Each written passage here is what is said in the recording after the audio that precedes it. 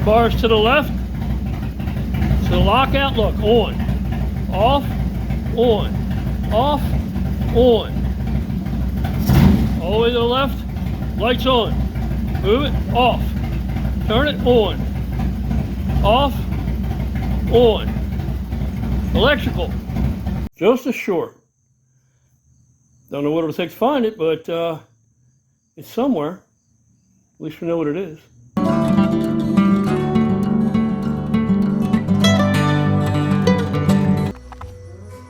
Alright, I got this Dyna here. One with the oil light flickering. I showed you in another video I'll attach. It had an electrical short. I fixed that. It's still got oil light flickering at different times. Now, it doesn't do it anymore when you go all the way to the steering lock on the left-hand side like it did. But we still got something going on. Sitting here idling, it has good oil pressure, which these, they don't have. You know, Harley Davidson doesn't need a ton of oil pressure at idle to begin with. Probably gonna have to get into there. So if we're gonna have to do that, I'm gonna go ahead and put oil pressure switch on, oil pressure gauge on it anyway, so it's got its own, because like I said, at idle, it's got acceptable oil pressure here. But when you're riding at mid-throttle, the light flickers. So I gotta find out what in the hell's going on with that. So I'm gonna put an oil pressure gauge on here, talk to the owner. That's a smart way to go, because if we're gonna go in there and spend all that money anyway and do everything that is typically done inside of there, then we're gonna want an oil pressure gauge afterwards anyway, protect that investment. Here comes another motorcycle. All right, I'll talk to you guys later. All right, I guess I'll film some of this shit. Here's the gauge we're using. It's got a nice housing and shit, but here's the gauge. It's a nice Arlen Ness liquid-filled gauge, oil-filled gauge. Goes up to 60 pounds. It's perfect. It's going to mount up on a rocker box.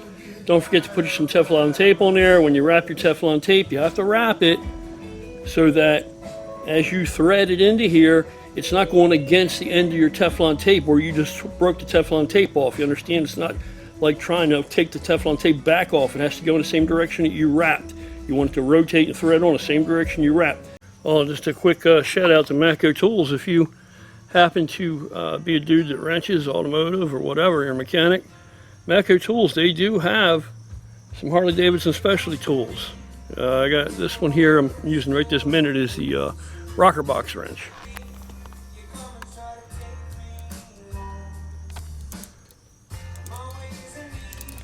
Hey, works great. All right, don't forget to use Loctite.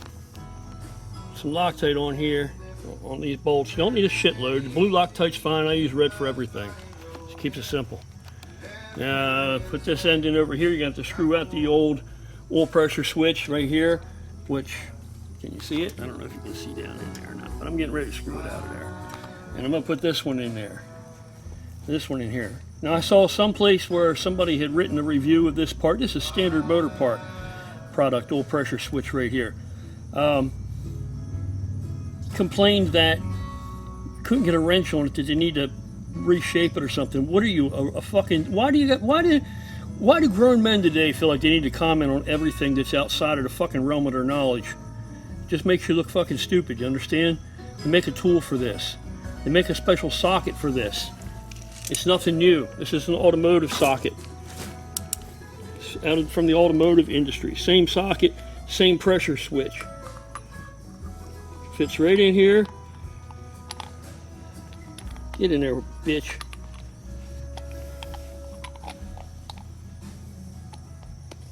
Fits right in there just like that. Just like that. Oh, and don't tighten it too tight.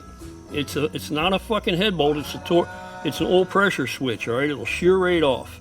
All right, just a word on Teflon tape. And again, I apologize if this is an oversimplification, which it is. If you already know these things, man, just disregard me telling you this shit, okay? But there's a lot of people that don't know.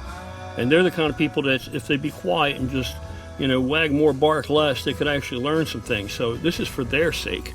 I've fucking done it a billion times. I don't need to repeat it. When you thread this on here, don't thread it, ever thread it all the way to here. Don't come all the way down to the end of the threads. Why? Because you're threading it into an oil passageway, right? Yeah, that's how far I threaded it on there. So we got some, we're not all the way at the very end. So now we thread this in here. This adapter enables us to retain the original switch for the light so that still functions. And then you're going to screw your steel braided line in coming from your oil pressure switch, that your oil pressure gauge you just installed here. in there. Alright, so now that's in there. See it down there? Now if you got big dick beaters like me, you got these big old beaters like this, you might not want to reach in here and sit here and fuck around and fight around and try and thread that down into there in this tight spot. You know, I mean, if you can, go ahead. I don't give a fuck. But you know, if you don't have to, you can take this off of here.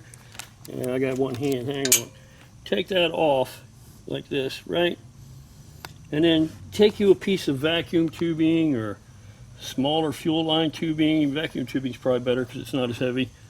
And stick it over the end of this and work it in like that. I'll show you. Hang on, like so. You stick it in there like that, and you can just set this down in here, line it up with the other hand, twist it with this hand, and it'll thread itself in there like that. Real nice and simple and easy to do, and then it's no problem for you to get crow's foot, even a socket on this before you screw the other part on, whatever you got to do. This works real nice with spark plugs too in certain vehicles where you can't get your hands down in there to start your spark plug.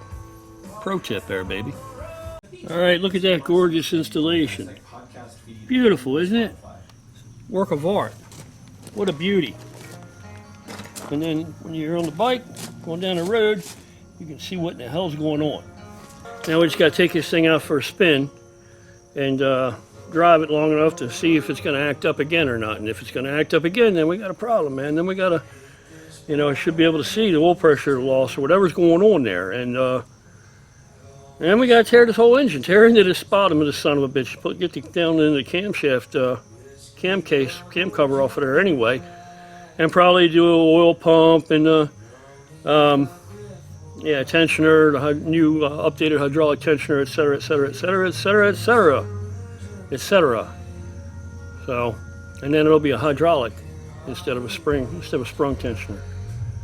But if you got a twin, if you got a twin cam, especially if you got a twin cam, you ought to have an oil pressure gauge on that son of a bitch. I have got one. I'm not talking bad about them. I got 88B in that chopper sitting right over there. All right, so you can see we got no oil pressure light anymore coming on when you just turn the bars all the way over. It doesn't come on and off anymore. That was the short part of it.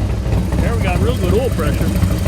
Real good oil pressure. That's outstanding oil pressure, but it's not fully warmed up yet. So gotta ride it, make it do it or not. We'll see.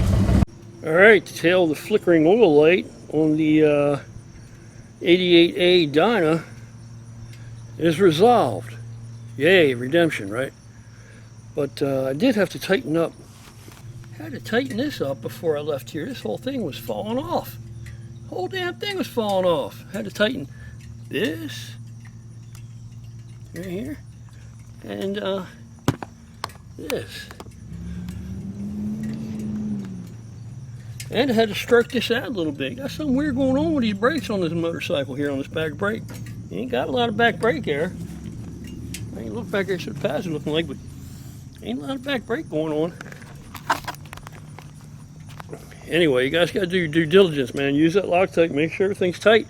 Check them out before you ride them, man. Check them out before you ride them. We're too old to be test pilots nowadays. So that's it. Brother Aaron will be happy to hear that. Not a bad bike. Runs damn good. Runs good. Good running engine. Good running motor. I'm out of here. If you guys like these motorcycle videos, let me know. Give me some positive feedback about it, because I can make one of them every day. I got a lot of bikes in here I'm working on and a lot more coming. All right, I'll catch y'all later. Have a great day.